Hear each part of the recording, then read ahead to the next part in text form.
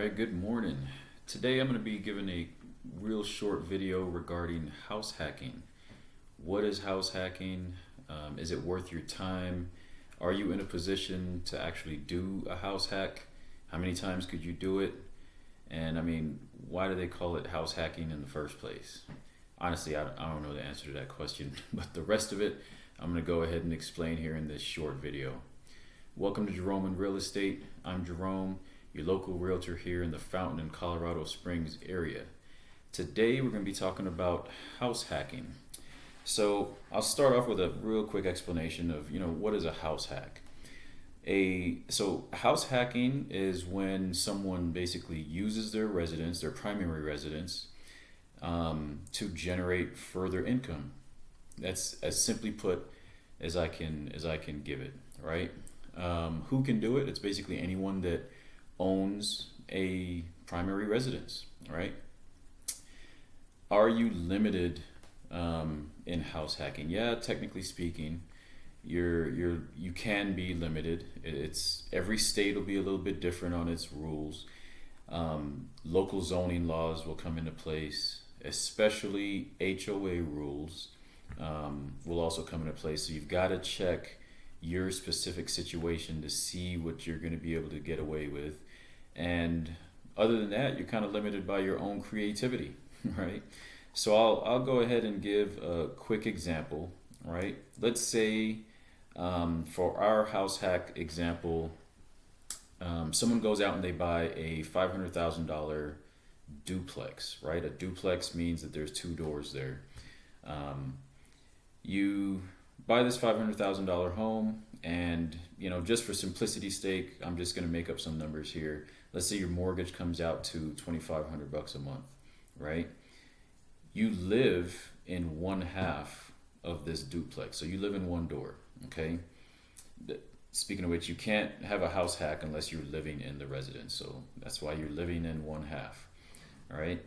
And then in the other half, you go ahead and you get yourself someone that wants to rent it out. You get a tenant, okay?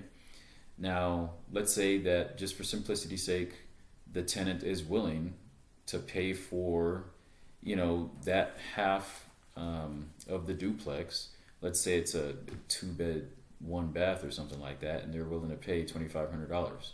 You are now covering your entire mortgage expense, right? So the cost to you monthly currently, is zero. Just for simplicity's sake, let's just say that's where you're at, right? So you live in one half, you have a tenant who's covering your entire mortgage, and let's just say you live there for a year. One full year you live there and you call that your primary residence. But then you get a better idea and you say, okay, well, what if I did this again, right? So now you get yourself a tenant to replace you, to live in the half that you were living in, and you go ahead and you buy another duplex, right? So now you've got 3 tenants, right? You've got 4 doors, and you've got 2 full properties. You're living in one of the doors, of course, all right? So right there in those couple minutes, I just explained to you how in a little over a year you could house hack your way into 2 properties and be cash flowing. It was just for simplicity's sake, but you'd be cash flowing at that point right around $2,500 a month, and living technically free. Okay, so that's an example of 2 house hacks. House hacking is just the first one that I mentioned. All you're doing is, you've got yourself a property and you're renting out a portion of that property. In our example, it was a full half of a duplex. But what are some of the other ways that you could consider yourself, house hacking? Well, you could rent out rooms instead of, let's say you don't have a duplex. Let's say you just have a normal single family residence. You've got a 3-bed, 2-bath. You're using 2 of the beds. That extra bedroom, if you're okay with it, you could rent that out and have somebody pay you, whatever amount you need. And obviously they'd get the other bathroom, the spare bathroom there. And that's considered a house hack, right? You're generating income from that single family residence that you have.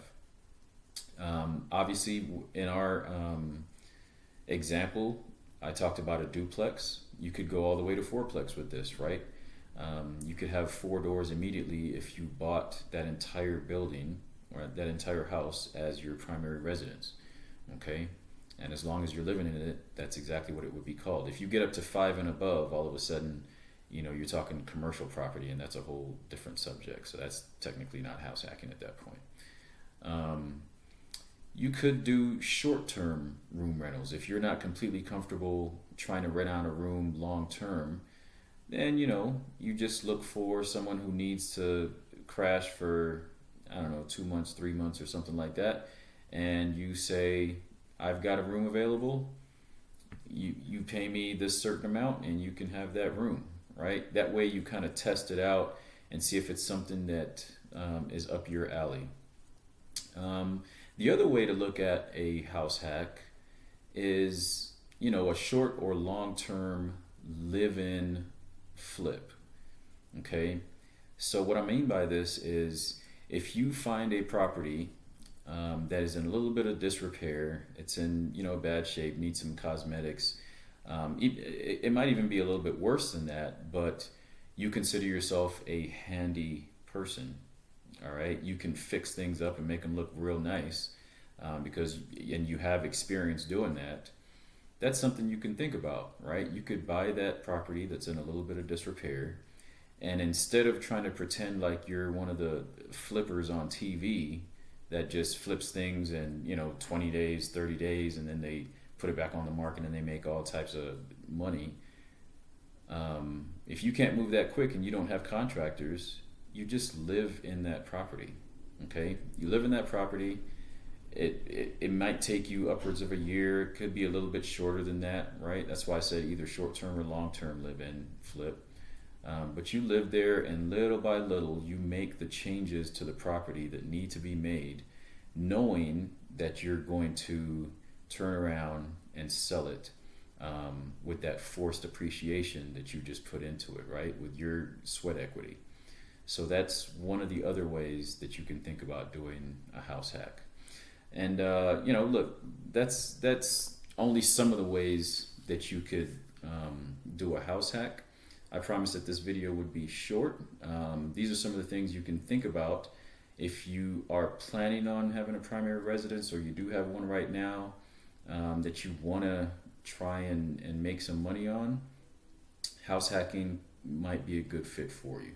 So once again, if you like these tips and tidbits that I'm putting out about real estate and some of the ways that you can gain some extra income, please subscribe, give this video a like, and share it.